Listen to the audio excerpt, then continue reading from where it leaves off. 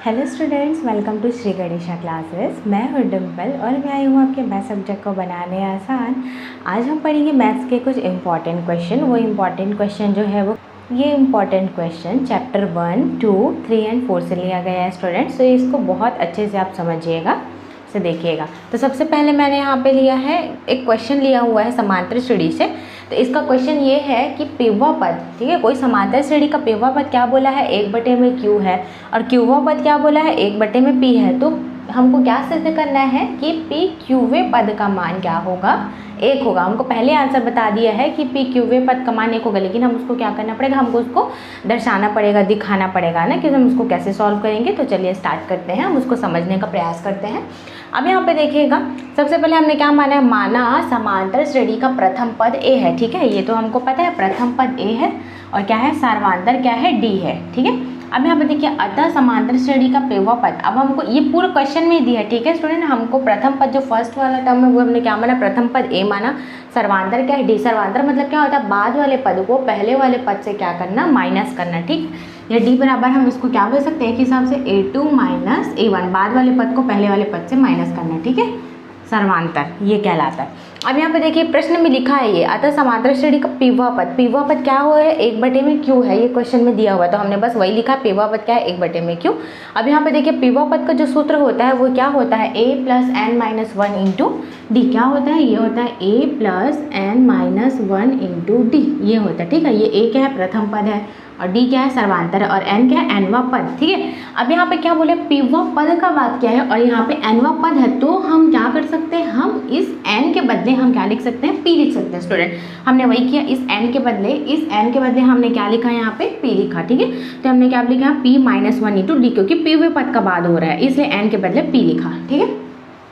उसका मान क्या है, 1/में q, इसको हमने क्या दिया, समीकरण 1 दे दिया। अब यहाँ पे देखिए क्वेश्चन में आगे हमको और क्या बोलता है, तथा समांतर श्रेणी का क्यूवा पद 1/में p है। अब उसका क्यूवा पद क्या बोला, 1/में p, तो सेम हम क्या करेंगे, इसी सूत्र में यही सूत्र लिखेंगे, और इस n के बदले हम क्या लिख देंगे, q लिख देंगे। तो यहाँ पे देखिए, इस n के बदले मैंने यहाँ पे क्या लिखा, q लिखा, a + q - 1 into d = 1/p। इसको क्या नाम दिया मैंने, समीकरण 2। अब हमको क्या करना है, देखिए अब इसको हल करने के लिए हमारे पास दो समीकरण है, समीकरण 1, समीकरण 2। तो सीधी सी बात है, यही दोनों समीकरण मिलके कुछ हल करेंगे। अब यही दोनों समीकरण को या तो गुणा करेंगे, भाग करेंगे, जोड़ेंगे, घटाएंगे, जो करना है इन दोनों समीकरण को साथ में लेके करना है, ठीक है। तो हमको क्या करना है, दोनों समीकरण को, समीकरण 1 में समीकरण 2 को घटाने पड़ते हैं। यहाँ पे हमने क्या करना है, माइनस करना है। तो ये देखिए, समीकरण 1 मैंने लिख लिया, समीकरण 2 मैंने लिख लिया। अब हमको क्या करना है, माइनस, जैसे ही माइनस का साइन लगाएंगे यहाँ पे पूरे सब चिन्ह क्या हो जाता है, बदल जाता है, धन है तो ऋण, धन है तो ऋण, धन है तो ऋण। अब यहाँ पे देखिए, समीकरण 1 समीकरण को 2 पूरा को लिख दिया मैंने। अब यहाँ पे देखिए, एक धन है और एक ऋण है, ये पूरा कैंसिल होकर क्या हो जाएगा, 0। अब यहाँ पे देखिएगा स्टूडेंट, अच्छे से इसको समझिएगा, यहाँ भी d है और यहाँ भी d है, दोनों में d है ना। तो मैंने क्या करा, d और d दोनों सेम है, तो मैंने उसको कॉमन ले लिया, कॉमन लेके बाहर निकाल दिया, ठीक है, बाहर लिख दिया इसलिए। अब अंदर हमारे पास क्या बच रहा है, इसलिए p - 1, ठीक है, इसको किससे माइनस कर रहे हैं, हम इससे माइनस कर रहे हैं, p - 1 को q - 1 से माइनस कर रहे हैं। तो यहाँ पे देखिए p - 1, फिर यहाँ पे देखिए माइनस का चिन्ह है, साइन लगा दिया माइनस का। अब उसको फिर से किससे माइनस करें, q - 1 से, ठीक है, ये माइनस ये। अब दोनों में d बार बार लिखेंगे, उससे ज़्यादा बेटर क्या है, दोनों में d तो है ही है, तो उसको एक बार कॉमन निकाल के बाहर d लिख दो, ठीक है। अब हम क्या करेंगे, सेम वैसे ही 1/में q जो है वो माइनस होगा किसमें, 1/में p से, ठीक है। तो यहाँ पे मैंने वैसे लिख दिया माइनस करके। अब यहाँ पे देखिए, जैसे ये वाला ब्रैकेट जो है वो जब हटेगा स्टूडेंट, तो क्या होगा, अंदर का जो चिन्ह है वो बदल जाएगा। जैसे जो धन q है वो ऋण q बनेगा, और जो ऋण 1 है वो क्या बनेगा, धन 1। अंदर वाला चिन्ह जस्ट उल्टा हो जाता है, बदल जाता है। ये देखिए, पीरियड 1 का पीरियड 1, अब इधर वाला क्यों नहीं बदला, क्यों, क्योंकि इसके सामने ऋण चिन्ह तो है ही नहीं, इसलिए इसको जैसा है वैसे ही हम लिखेंगे। पीरियड 1 लिखा है तो पीरियड 1 लिख दिए चुपचाप, ठीक है। अब यहाँ पे देखिए, यहाँ ऋण चिन्ह था और ब्रैकेट जब हट रहा है, ठीक है, जो ब्रैकेट क्या था, क्लोज था, वो ओपन हो रहा है। तो अब हम क्या कर रहे हैं, जो धन q है वो क्या हो जाएगा, ऋण q हो जाएगा, और जो ऋण 1 है वो क्या हो जाएगा, धन 1। और ऐसा क्यों हो रहा है, ये ऋण चिन्ह का इस धन चिन्ह से और ये ऋण चिन्ह का इस ऋण चिन्ह से गुणा हो रहा है, इसलिए चिन्ह यहाँ पे क्या हो जा रहा है, बदल जा रहा है, ठीक है। ये छोटी छोटी बातें हैं, ये आपको ध्यान रखना है, इसी से आपका आंसर भी क्या हो सकता है, गलत हो सकता है, ठीक है। इसलिए मैंने जितना भी डिटेलिंग है वो सब मैं आपको बता रही हूँ। अब यहाँ पे देखिएगा, ऋण 1 और धन 1 दोनों सेम है, तो ये क्या हो जाएगा, ऋण 1 धन 1, अलग अलग चिन्ह, तो ये हो जाएगा कैंसिल। सिर्फ क्या बचा हमारे पास, p ऋण q, क्या बचा, पी ऋण क्यू, ये देखिए पी और ये देखिए ऋण क्यू, ठीक है, पी माइनस क्यू ये बचा, तो यहाँ पे मैंने लिख लिया P minus Q into D. ये हमें मिटा देती हूँ, अब इसका काम नहीं है, ये मैंने आपको समझाने के लिए लिखा था स्टूडेंट।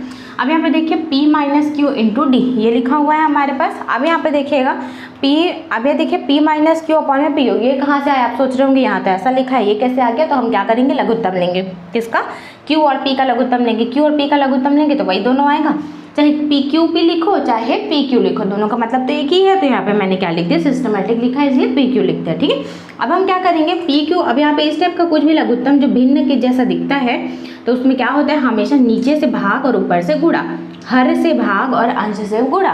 तो ये जो पूरा पी क्यू जो लघुत्तम आया, पी क्यू का जब क्यू से भाग देंगे तो जो दो सेम है वो कट जाएगा ना, क्यू और क्यू सेम है, दोनों कैंसिल हो गए, सिर्फ क्या बचा पी, पी का ऊपर वाले से भाग होगा, मतलब एक से भाग होगा, जब पी का जब एक से भाग देंगे पी का एक से गुणा करेंगे, ऊपर वाले से गुणा नीचे से भाग, तो पी का एक से गुणा करेंगे कितना आएगा, पी आएगा, इसलिए यहाँ पे मैंने पी लिखा, बीच में ऋण का चिन्ह है तो ऋण का चिन्ह लगा दिया स्टूडेंट। अब यहाँ पे देखिएगा सेम वही बारी, अब इसकी बारी है, पी क्यू को पी से भाग देंगे तो सेम जो है वो कट जाएगा, पी और पी सेम है दोनों कट गया, सिर्फ क्या बचा क्यू। अब ये क्यू का ऊपर वाले से क्या हो जाता है, गुणा हो जाता है, क्यू का एक से गुणा हो जाएगा तो कितना आ जाएगा क्यू, इसलिए यहाँ पे क्या आया पी ऋण क्यू बटे में पी क्यू, ठीक है। अब ये पूरा मैंने यहाँ पे लिख दिया है पी ऋण Q into D equal to P minus Q upon में पी क्यू, ठीक है। अब यहाँ पे देखिएगा इसको कैसे हम सॉल्व करेंगे, क्योंकि हमको यहाँ पे डी की वैल्यू निकालना है, ठीक है। तो डी के साथ जो पी ऋण क्यू जो पी माइनस क्यू वो गुणा में है, वो पूरा इधर आके क्या हो जाएगा, भाग हो जाएगा, भाग में मतलब बटे में लिखाएगा, ठीक है। अब यहीं पे फिर से एक साथ जोड़ के लिखने से ज़्यादा बेटर क्या है, मैंने अलग से यहाँ पे क्या कर दिया, मल्टीप्लाई, थोड़ा सिस्टमेटिक दिखे करके यहाँ पे मैंने मल्टीप्लाई का साइन लगा दिया, और यहाँ पे वैसे भी नीचे में तो लिखना ही था तो मैंने यहाँ पे क्या करा 1 अपॉन में पी ऋण क्यू लिख दिया। अब यहाँ पे देखिए ऊपर में ये वाला जो पी ऋण क्यू है ये देखिए ये, और इसको जो पक्षांतर किए थे हम ट्रांसफर कर दिए थे, जो गुणा में था इधर आके भाग हो गया इसलिए नीचे हो गया। अब एक ऊपर एक नीचे दोनों सेम है, पी ऋण क्यू, इसलिए ये दोनों पी ऋण क्यू क्या हो जाएगा, कैंसिल हो जाएगा स्टूडेंट। तो अंदर में क्या बचा, ऊपर में क्या बचा 1 और नीचे में क्या बचा पी क्यू, ठीक है। तो यहाँ पे डी का मान मैंने क्या निकाला, डी बराबर 1 बटे में पी क्यू, ये मैंने डी का मान निकाला, ठीक है। अब हम क्या करेंगे, डी का मान समीकरण 1 में रखने पर, ये जो डी का मान है उसको हम कहाँ रखेंगे, समीकरण 1 में। ये देखिए यहाँ पे डी है ना, सब एज इट इज लिखेंगे, पूरे सब सेम, बस इस डी के बदले में, ये वाले डी के बदले में मैंने क्या लिखना है, 1 बटे में पी क्यू लिखना है, ठीक है। तो यहाँ पे मैंने देखिए यहाँ पे लिख दिया, डी के बदले में क्या लिखा है 1 बटे में पी क्यू। अब यहाँ पे क्या होगा, ये अंश में लिखा है ना पीरियड 1, तो क्या हो जाएगा, अंश वाला अंश से गुणा होगा, मतलब पीरियड 1 से गुणा हो जाएगा, कितना आ जाएगा, पीरियड 1 ही आएगा। नीचे में बटे में पी क्यू है तो यहाँ पे मैंने बटे में पी क्यू, पहले एक स्टेप हम इसको हल करेंगे इस तरीके से जैसे मैंने आपको समझाया। अब हम क्या करेंगे, यहाँ पे देखिएगा 1 बटे में क्यू है वो एज इट इज यहाँ पे लिख दिया। अब यहाँ पे क्योंकि हमको ए का मान निकालना है और ये जो पूरा था पीरियड 1 बटे में पी क्यू ये धन में है ना, ए के साथ, तो हमको ए का मान निकालना है, तो ये जो धन है वो इधर जाके पूरे उसको दूसरी तरफ हम क्या करेंगे, ट्रांसफर करेंगे, तो क्या हो जाएगा स्टूडेंट, ऋण हो जाएगा, जो धन है वो क्या होगा, ऋण। ये देखिए ऋण चिन्ह हो गया। अब यहाँ पे देखिए अब हमको फिर से क्या करना है, लघुत्तम लेना, क्यू और पी क्यू का लघुत्तम लेंगे, कितना आएगा, पी क्यू आएगा, जो भी लघुत्तम आया उसको नीचे से भाग ऊपर से गुणा, नीचे से भाग देंगे, पी क्यू को पी क्यू से भाग देंगे, सेम कैंसिल, सिर्फ पी बचा, पी को 1 से गुणा करेंगे तो पी आएगा, ठीक है। अब यहाँ पे देखिए पी क्यू को पी क्यू से भाग देंगे, दोनों तो सेम है, पूरा कैंसिल हो जाएगा, सिर्फ क्या बचेगा 1 बचेगा। अब पूरे 1 को पी ऋण 1 से गुणा करेंगे तो उतना ही आएगा। किसी भी संख्या को हम क्या करते हैं, पी ऋण 1 से, किसी भी संख्या को अगर हम 1 से गुणा करते हैं, हम किसी भी संख्या को अगर 1 से गुणा करते हैं तो हमारे पास क्या मिलता है, वही संख्या मिलती है, ठीक है। तो पीरियड 1 को जब हम 1 से गुणा करें तो हमको क्या मिला, पीरियड 1 मिला, ठीक है। अब सेम यहाँ पे भी वही कंडीशन, ये देखिए ऋण का चिन्ह है, अब यहाँ पे क्या है, ब्रैकेट लगा हुआ जो क्लोज है, अब उसको हम जब ब्रैकेट ओपन करेंगे तो अंदर का सारा चिन्ह जो है वो बदल जाएगा, पी जो धन है वो ऋण पी हो जाएगा, ये देखिए ऋण पी मैंने लिखा, जो ऋण 1 है वो धन 1 हो जाएगा, ये देखिए धन 1 मैंने लिख दिया। अब हम क्या करेंगे, यहाँ पे देखिए क्या बचा मेरे पास, पी ऋण पी धन 1, एक धन पी और एक ऋण पी, इसलिए मैंने इसको किस लिए कैंसिल किया स्टूडेंट, एक धन पी था और एक ऋण पी था, ठीक है। अब हमारे पास क्या बच गया है, सिर्फ ऊपर में 1 और नीचे में पी क्यू, तो 1 बटे में पी क्यू, तो ए का मान भी हमारे क्या है, 1 बटे में पी क्यू। देखिए एक चीज़ यहाँ पे कॉमन है, क्या डी का मान भी 1 बटे में पी क्यू आया है, ए का मान भी 1 बटे में पी क्यू आया है, ठीक है। अब यहाँ पे देखिए यहाँ पे हमने क्या करा, पीवे पद का लेके हमने हल किया, अब क्यूवे पद का लेके हमने हल किया, अब क्या करना है, अब हमको पी क्यूवे पद का लेके हल करना है, ठीक है, दोनों को एक साथ लेके हल करना है। स्टूडेंट्स अब हम देखते हैं यहाँ पे मैंने क्या बोला था, अतः श्रेणी का पीक्यूवे पद का मान। ठीक है, इससे आगे ये हम सॉल्व करेंगे। हमने क्या देखा, पीवे पद का मान, क्यूवे पद का मान। अब कौन सा मान हमको देखना है, पी क्यूवे पद का मान। तो सेम वैसे सूत्र में a plus N minus one into D में n के बदले में हमने हमें क्या लिखना है, पी क्यू, क्योंकि पी क्यूवे पद का मान हो रहा है इसलिए पी क्यू मैंने लिखा।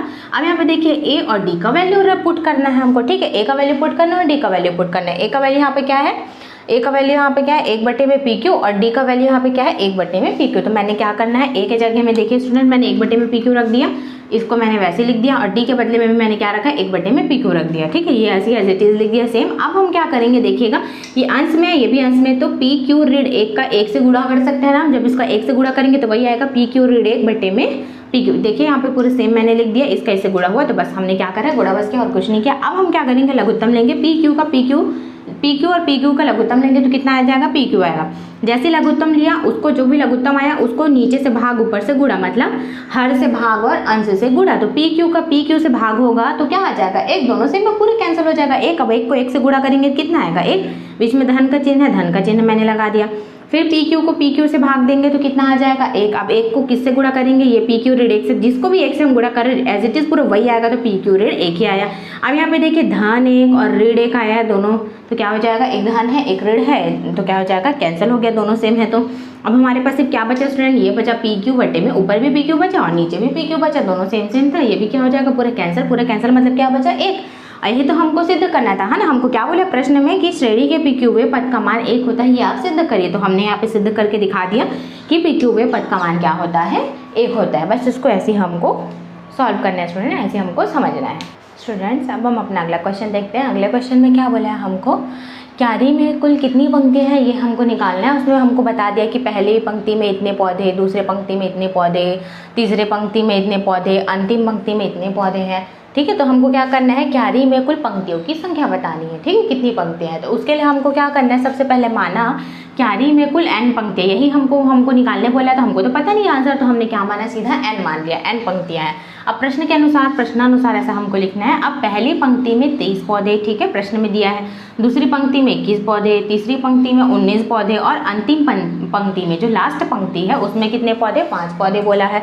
अब हमको देखना है, अतः समांतर श्रेणी हो, तो ये समांतर श्रेणी जैसा बन गया ना। अब जैसे क्वेश्चन हम पहले इसको सॉल्व करते थे उसी टाइप का देखिए, 23, 21, 19 फिर डैश डैश डैश और लास्ट में 5। लास्ट में 5 इसलिए क्यों लिखा है, क्योंकि अंतिम बोला है उसको। ठीक है, अब यहाँ पे देखिए, यहाँ से प्रथम पद ये a है, ठीक है। सर्वांतर d कैसे निकालते हैं, बाद वाले पद को पहले वाले पद से। बाद वाला पद यहाँ पे क्या है 21, 21 ऋण 23, ये देखिए 21 ऋण 23, 21 ऋण 23 करें तो कितना आ जाएगा, ऋण 2, 2 नहीं आएगा स्टूडेंट, ऋण 2, यही गलती मत करिएगा आप वहाँ एग्जाम में। यहाँ पे 2 नहीं आएगा, यहाँ पे ऋण 2 आएगा, सामने ऋण का चिन्ह। क्यों, क्योंकि बड़ी संख्या से छोटी संख्या क्या हो रही है, घट रही है। ठीक है, बड़ा 23 है और छोटा 21 है, बड़ी संख्या के सामने ऋण का चिन्ह है, तो यहाँ भी हम क्या लगाएंगे, ऋण का चिन्ह लगाएंगे, इसलिए ऋण 2 आएगा। अब यहाँ पे देखिए nवां पद जो अंतिम पद है, ठीक है, जिसको एल से हम दर्शाते हैं, ये क्या है, अंतिम पंक्ति वाला क्या बात हुआ था, 5 पौधे थे। ठीक है, इसलिए मैंने यहाँ पे क्या लिखा, 5 पौधे लिखा। अब यहाँ पे देखिए समांतर श्रेणी का अंतिम या nवां पद क्या सूत्र है इसका, a धन n ऋण 1। श्रेणी का अंतिम nवां पद क्या है, a plus n minus 1 into D है। ठीक है स्टूडेंट, अब यहाँ पे देखिएगा क्या करना है हमको, अंतिम पद हमारा क्या है 5, इसलिए हमने यहाँ पे 5 लिख दिया बराबर। प्रथम पद है 23, ये देखिए यहाँ पे भी हमने लिखा था प्रथम पद क्या है, यहाँ पे 23 है, और डी के बदले हमने क्या लिखना है, ऋण 2। तो यहाँ पे डी के बदले मैंने क्या लिखा, डी के बदले ऋण 2। अब ये ऋण 2 का पहले सैन से गुणा हो जाएगा तो क्या आ जाएगा, ऋण 2n। इस ऋण 2 का ऋण 1 से गुणा हो जाएगा, क्या आ जाएगा, धन 2 हो जाएगा। ऋण और ऋण चिन्ह मिलकर धन चिन्ह बना लेगा। ठीक है स्टूडेंट, अब यहाँ पे देखिएगा, ये धन 23 और ये धन 2 मिलके क्या बनाएगा, धन 25। ठीक है, ऋण 2n है तो ऋण 2n लिखा, 5 का 5 मैंने लिख दिया। अब देखना, ये जो ऋण 2n है, ये ऋण 2n इधर जाके धन 2n हो जाएगा, और ये जो धन 5 है वो इधर जाके ऋण 5 हो जाएगा। अब क्यों ऐसा किए, इधर वाले उधर, उधर वाले किधर, इसलिए क्योंकि n वाले यहाँ अकेला है, अकेले हम उसको लिखना, n वाले पद को टोटल एक तरफ कर देते हैं और बिना n वाला पद है उसको एक तरफ कर देते हैं, इसलिए 5 इधर जाके ऋण हो गया और जो ऋण 2n है वो इधर जाके धन 2n हो गया। ठीक है, अब यहाँ पे देखिए 25 में से 5 घटा देंगे तो कितना बच जाएगा, 20 बच जाएगा स्टूडेंट। अब देखिए यहाँ पे सिर्फ n का मान निकाले, लेकिन 2 तो गुणा में था इधर आके, तो इधर आके क्या हो जाएगा, वो भाग हो जाएगा। यहाँ गुणा था, इधर आके भाग हो गया, तो बटे में लिख दिए 2 को। अब 2 को 20 से हम भाग देंगे तो कितना आ जाएगा, 10 आएगा। तो n का मान हमारा क्या निकला, 10 का नहीं 10 निकला। ठीक है, और 10 यहाँ पे क्या है, क्या है यहाँ पे, अतः क्यारियों में कुल 10 पंक्तियाँ हैं, 10 पंक्ति, ठीक है। n यहाँ पे क्या है, पंक्ति। यहाँ पे देखिए शुरू में ही मैंने बोला था ना क्यारियों में कुल n पंक्तियाँ, यही n का मान मैंने क्या निकाला है 10। तो हम क्या बोल सकते हैं, क्यारियों में कितनी पंक्तियाँ हैं, 10 पंक्तियाँ। तो ऐसे ही इसको हमको सॉल्व करना है स्टूडेंट्स। अब हम अपना अगला क्वेश्चन देखते हैं। हमारा क्वेश्चन क्या है, ये हमको एक समांतर श्रेणी दिया गया है, इसमें क्या बोला है, इसमें ये पूछा है कि कौन सा पद शून्य है, ये हमको बताना है, ठीक है। क्या माना हमने, समांतर श्रेणी का nवां पद शून्य, हमको तो पता नहीं कौन सा पद शून्य है, इसलिए हमने कौन सा पद को शून्य माना, nवां पद को। अब प्रथम पद यहाँ पे a जो है उसको हमने क्या माना है 27, ठीक है। प्रथम पद यहाँ पे सबसे पहला वाला क्या है, यहाँ पे ये देखिए 27। सर्वांतर d, इसका मतलब क्या होता है, बाद वाले पद को पहले वाले पद से घटाना, मतलब 24 ऋण 27। 24 ऋण 27 मतलब क्या हो जाएगा, कितना आ जाएगा, ऋण 3। यहाँ पे भी अब ये याद रखिएगा स्टूडेंट, सिर्फ 3 नहीं होगा, क्या हो जाएगा, ऋण 3। क्यों ऋण 3 होगा, बड़ी संख्या कौन है 27, 27 के सामने ऋण का चिन्ह है, इसलिए यहाँ पे भी क्या हो जाएगा, 3 में भी क्या आ जाएगा, ऋण का चिन्ह आएगा, ठीक है। इसलिए 3 ना होकर ऋण 3 होगा। अब यहाँ पे देखिए nवें पद का हम यहाँ पे सूत्र लगा देते हैं, क्या है, a धन n-1, ठीक है, a plus n-1 into D, ये फॉर्मूला होता है हमारा। बस हमको क्या करना है, a का वैल्यू पुट कर देना, d का वैल्यू पुट कर देना। a के बदले मैंने 27 लिखा, d के बदले मैंने ऋण 3 लिखा। अब यहाँ पे देखिए इससे पहले वाला जो क्वेश्चन मैंने पढ़ाया था सेम वैसे ये भी बनेगा। जो ऋण 3 है उसका पहले गुणा होगा n से, तो कितना आ जाएगा, ऋण 3n। ऋण और ऋण का गुणा हो, ऋण 3 का गुणा हो जाएगा ऋण 1 से, तो ऋण और ऋण क्या हो जाएगा, धन, और 3 का 1 से गुणा होगा, 3 1 का 3, ठीक है। अब यहाँ पे देखिए 27 और 3 दोनों जुड़ेगा, 27 और 3 को जोड़ेंगे तो कितना आ जाएगा, 30 आएगा, 30 ऋण 3n। अब यहाँ पे देखिए nवां पद शून्य, हमको क्या बोला है, इसका कौन सा पद शून्य है, ठीक है। तो शून्य हमको पता है, हमने nवां पद माना, इसलिए यहाँ पे क्या लिखा, हमने शून्य लिख दिया इधर, ठीक है। अब यहाँ पे देखिएगा जो ऋण 3n है वो इधर जाके क्या हो जाएगा, धन 3n हो जाएगा। इधर पक्षांतर इसको कर दिया हमने, धन 3n हो गया। अब जो हमको सिर्फ n का मान निकालना है, तो 3 जो n के साथ गुणा में है, तो 3 इधर आके क्या हो जाएगा, भाग हो जाएगा। तो 3 एकम 3, 3 दहा 30, 3 को 30 से भाग दिए कितना आ जाएगा, 10 आएगा। n का मान हमारा क्या आ जाएगा, 10 आएगा। यही हमारा आंसर है स्टूडेंट। अतः समांतर श्रेणी का nवां पद क्या है, शून्य है। बस इसको ऐसे ही हमको इसको सॉल्व करना है। इसके लिए सबसे इंपॉर्टेंट यहाँ पे एक चीज देख रहे होंगे, एक ही फॉर्मूले से बहुत सारे क्वेश्चन बन रहे हैं, a plus n-1 into D, ठीक है। ये बहुत इंपॉर्टेंट क्वेश्चन है, ये आप याद रखिएगा। अब हम अगले क्वेश्चन में बढ़ते हैं। हमारा क्वेश्चन क्या है, सूत्र विधि से हमको यहाँ पे हल करना है। हमको प्रश्न दिया गया है 6x की घात 2 धन x ऋण 2 बराबर 0। हम उसकी तुलना किससे करेंगे, ax की घात 2 धन bx धन c बराबर 0 से, इससे करेंगे, ठीक है। इससे हम तुलना कर रहे हैं। इसका मतलब क्या है, a बराबर क्या हो जाएगा 6, यहाँ पे देखिए b बराबर क्या हो जाएगा 1, इसके यह कुछ नहीं मतलब क्या x बस लिखा है, इसका मतलब क्या है, यहाँ पे 1 है ना, कुछ नहीं मतलब। और c बराबर क्या आ जाएगा ऋण 2, c मतलब ऋण 2, ये देखिए सामने ऋण का चिन्ह है ना, हम उसको उस ऋण चिन्ह को साथ में लेके चलना है। तो c का मान क्या आ जाएगा, ऋण 2। अब यहाँ पे देखिएगा स्टूडेंट, सूत्र विधि से हमको हल करना है। उसके लिए सबसे इंपॉर्टेंट क्या होना चाहिए, फॉर्मूला। अगर ये फॉर्मूला आपको याद नहीं रहेगा तो आप कुछ भी सॉल्व नहीं कर सकते, इससे रिलेटेड जो क्वेश्चन है, ठीक है। तो आपको ये फॉर्मूला याद करना बहुत इंपॉर्टेंट है। इसको आप कैसे याद करेंगे, ये देखिए यहाँ पे कुछ है नहीं, देखिए यहाँ पे सिर्फ a b c का ही बात हुआ है, ठीक है। a b c और सिर्फ 4, इतने ही बस तो आया है, और कुछ तो है भी नहीं इसमें। तो सबसे पहले हम माइनस से स्टार्ट करेंगे, minus b plus minus root में b square minus 4ac upon में 2a, ठीक है। इसको आप याद कर लीजिएगा, इसमें a b c बस है, ज़्यादा कुछ इसमें है नहीं, ठीक है। इसको आराम से आप याद कर सकते हैं। बस आपको क्या करना है, वैल्यू पुट करना है a b और c का। यहाँ जहाँ b है वहाँ b का वैल्यू, ये देखिए b का वैल्यू यहाँ पे क्या रखना है, माइनस का साइन है इसलिए माइनस हमने लगाया। b का वैल्यू क्या है, 1 है, इसलिए मैंने यहाँ पे 1 लिखा। प्लस माइनस रूट मैंने लगा दिया, यहाँ पे b के बदले फिर से मैंने 1 लिखा, स्क्वायर है इसलिए मैंने भी स्क्वायर लगा दिया। 4 और a के बदले मैंने क्या लिखा है यहाँ पे 6, और c के बदले मैंने यहाँ पे क्या लिखा है, ऋण 2, ठीक है स्टूडेंट। अब यहाँ पे क्या है, बटे में 2a मतलब क्या है, a के बदले मैंने क्या लिखा है 6। यहाँ पे देखिए a का मान मैंने क्या है, a का मान क्या रखा है 6। बस इसको आपको हल करना है, ऋण 1 का ऋण 1, धन ऋण का धन ऋण। 1 की घात 2 मतलब क्या होता है 1। अब यहाँ पे देखिए 6 दूनी 12 और 12 जो कितना होता है 48। अब 48 तो है, लेकिन ये चिन्ह जो है वो क्या हो जाएगा, चिन्ह जो है वो धन। कैसे धन हो जाएगा, क्यों धन हो जा रहे हैं यहाँ पे, ये जो ऋण चिन्ह है ये ऋण 2 और ये वाला ऋण, ये ऋण मिलके यहाँ पे क्या बनाएगा, धन चिन्ह बनाएगा स्टूडेंट। इसलिए 48 और 1 जोड़ के क्या हो जाएगा 49। यहाँ पे देखिए मैंने लिख दिया है 49, ऋण 1 धन ऋण फिर रूट में 49 अपॉन में 12, ये मैंने लिख दिया। अब यहाँ पे देखिए 49, अगर हम इसको तोड़े 49 को, तो इसका मतलब क्या है 7 गुणा 7 होता है, ठीक है। अब इसका जोड़ी बन गया, जब जोड़ी बन जाता है तो बिना रूट के ये बाहर निकलता है, तो सिर्फ ये क्या हो जाएगा 7, ठीक है, क्या होगा 7। इसलिए मैंने क्या करा, ये जो रूट में है उसको हटा दिया। क्यों, रीज़न यहाँ पे मैंने दिया है 7 गुणा 7 क्या होता है 49 होता है, और इसलिए यहाँ पे क्या हो जाएगा, करनी जो है रूट जो है वो हट जाएगा, क्योंकि इसको 7 और 7 का जोड़ी बना के वो बाहर निकल गया बिना करनी के, ठीक है। तो यहाँ पे देखिए ऋण 1 धन ऋण 7 बटे में 12, ये मैंने यहाँ पे लिख दिया, ऐसे इसको लिखना। अब यहाँ पे देखिए इसके आगे और सॉल्व होगा स्टूडेंट, मैं आपको बता दूंगी सॉल्व करके। इसको हमको क्या करना है, यहाँ पे देखिए धन और ऋण, एक चीज आपको दिख रहा होगा, दोनों चिन्ह यहाँ पे धन का और ऋण का, इसका मतलब क्या है, अब इसको एक बार धन लेके हल करेंगे और एक बार इसको ऋण लेके हल करेंगे। ये जो जगह दिख रहा है यहाँ पे एक बार धन बस लिखा है और यहाँ पे एक बार ऋण लिखा के हल होगा, तो इसका 2 आंसर आएगा। देखते हैं क्या क्या आता है वो आंसर। स्टूडेंट्स देखिएगा, इसके आगे मैंने यहाँ पे सॉल्व किया हुआ है। यहाँ पे देखिए धन और ऋण दोनों चिन्ह था, तो एक बार धन चिन्ह लेने पर एक बार ऋण चिन्ह लेने पर। धन चिन्ह लेने पर मैं आपको बता रही हूँ, यहाँ पे देखिएगा धन चिन्ह लेने पर बीच में धन का चिन्ह लगा। यहाँ पे देखिए धन 7 ऋण 1, धन और ऋण क्या होता है, ऋण होता है, तो 7 में से एक जगह कितना बचेगा, 6, 6/12। अब यहाँ पे देखिए धन का चिन्ह लगा है, 6 के आगे मैंने ऋण नहीं लगाया है, क्यों, क्योंकि बड़ी संख्या के सामने धन का चिन्ह है, इसलिए यहाँ भी धन का चिन्ह रहेगा। अब यहाँ पे देखिए कैंसिल हो जाएगा, 6 कम 6, 6 दूनी 12, कितना है 1/2, तो x का एक मान हमारा क्या आ गया 1/2। अब यहाँ पे देखिए ऋण चिन्ह लेने पर क्या होता है, यहाँ पे बीच में मैंने क्या लगाया, ऋण का चिन्ह लगाया। अब यहाँ पे देखिए ऋण और ऋण क्या होता है, धन, मतलब 7 और 1 जुड़ के कितना हो जाएगा, 8 हो जाएगा, लेकिन चिन्ह ऋण का ही लगेगा, क्यों, बड़ी संख्या जो कि 7 है उसके सामने ऋण का चिन्ह है, इसलिए ऋण का चिन्ह मैंने लगाया। अब यहाँ पे देखिए 8/12, 4 के पहाड़े से जाएगा, 4 कम 4, 4 दूनी 8, 4 तिया 12, तो 2/3, 2/3 आया। ऋण का चिन्ह बिल्कुल नहीं भूलना, अगर क्वेश्चन में है तो आपको ऋण का चिन्ह लिखना ही है, ठीक है।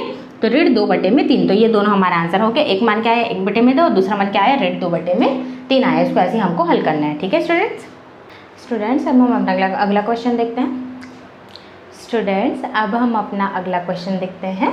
यहाँ पे क्या बोला है, सेम वैसे सूत्र विधि से इसको हल करना है। इसमें क्या लिखा है, क्वेश्चन 2x की घात 2 धन x ऋण 6 बराबर 0। इसका भी तुलना हम किससे करेंगे, ax की घात 2 धन bx धन c बराबर 0 से। तो a के बदले में क्या आएगा 2, ये a का मान है। b के बदले में क्या आएगा, x के सामने कुछ नहीं, मतलब हमने 1 माना है, ठीक है, 1 यहाँ पे लिख दिया। c का मान क्या है, ऋण 6, ऋण का चिन्ह है तो ऋण का चिन्ह लेके चलना है। मैं बार बार आपको बोल रही हूँ, c का मान क्या आ जाएगा, ऋण 6, ठीक है। अब यहाँ पे सूत्र मैंने लिख दिया, x बराबर ऋण b धन ऋण, ठीक है, क्या बोलेंगे, यहाँ x बराबर सूत्र मैंने लिखा है क्या, -b plus minus b square minus 4ac upon में 2a, ये हमारा फॉर्मूला है। कुछ नहीं करना, बस वैल्यू पुट कर देना, जहाँ a b और c तीनों का वैल्यू पुट करना है। यहाँ पर देखिए मैंने वैल्यू पुट करा, b के बदले में ऋण 1 लिखा, फिर b की घात 2 इसलिए 1 की घात 2 लिखा, ऋण 4 है तो 4, a के बदले मैंने क्या लिखा 2 और c के बदले मैंने क्या लिखा ऋण 6 है, इसलिए मैं इसको ब्रैकेट में लिख दी हूँ -6, क्योंकि यहाँ पे मल्टीप्लाई का साइन है और यहाँ पे माइनस का साइन, दोनों को ओपन में हम नहीं लिख सकते, इसलिए मैंने क्या करा, माइनस को जो साइन लगा हुआ है इसलिए मैंने उसको अलग से ब्रैकेट में लिख दिया, ठीक है। अब हमको क्या करना है, यहाँ पे 2a है, 2 मल्टीप्लाई और a का मान यहाँ पे क्या लिखा है, देखिए 2 लिखा हुआ है, तो मैंने a के बदले में यहाँ पे क्या लिख दिया, 2 लिख दिया, ठीक है। अब हमको क्या करना है, a की घात 2 मतलब 1 हो जाएगा, ये देखिए सब एज इट इज लिखा, ऋण 1 का ऋण 1, धन ऋण का धन ऋण, फिर रूट है तो रूट और a की घात 2 मतलब 1। फिर अब यहाँ पे देखिएगा, यहाँ पे क्या करना है, इसको फिर से 6 दूनी 12, 12 चौक 48, तो यहाँ पे 48 हो गया और चिन्ह धन का इसलिए आया, ऋण और ऋण चिन्ह मिलकर क्या हो जाएगा, धन हो जाएगा।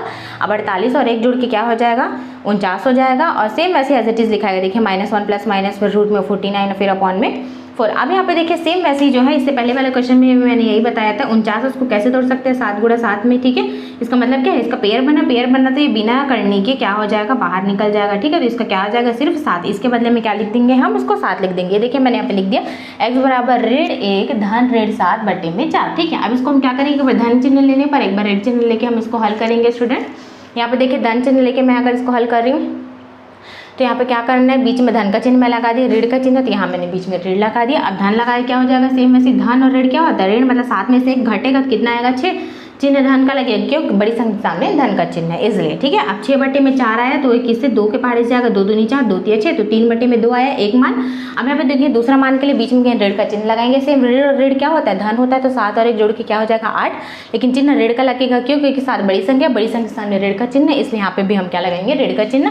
अब नीचे में 4 है तो यहाँ पे मैंने 4 लिखा। अब यहाँ पे देखिए 4 एकम 4, 4 दूनी 8, ये कैसे कैंसिल हो रहा है, 4 के पहाड़े जा रहा है, 4 एकम 4, 4 दूनी 8, कितना आ जाएगा 2, लेकिन ऋण 2 आएगा, सिर्फ 2 नहीं आएगा, ऋण 2, क्यों ऋण 2 आया, क्योंकि ऊपर में ऋण का चिन्ह है और अगर ऋण का चिन्ह है तो उसको साथ में लेके चलना है। तो इसका भी हमने 2 मान निकाला स्टूडेंट, x का मान कितना है 3/2, 1 मान, दूसरा मान क्या है x बराबर ऋण 2, तो 2 मान हमारा है। इसको ऐसे ही हमको सॉल्व करना है स्टूडेंट, हमको समझना है।